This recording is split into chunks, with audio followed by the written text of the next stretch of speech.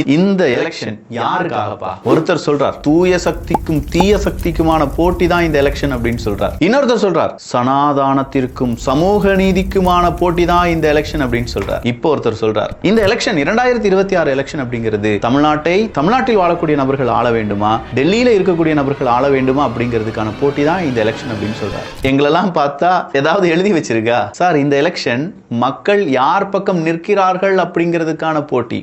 மக்கள் ஒரு தீர்ப்புடன் தீர்க்கமாக நின்று கொண்டிருக்கிறார்கள். எல்லாமே மக்களுக்கு ஞாபகம் இருக்குன்னா பாத்துக்கோங்களேன். அஜித்குமார் வழக்கு ஞாபகம் இருக்கியா? ஐயோ அண்ணா யூனிவர்சிட்டி வழக்கு ஞாபகம் இருக்கியா? கள்ளக்குறிச்சி ஞாபகம் இருக்கியா?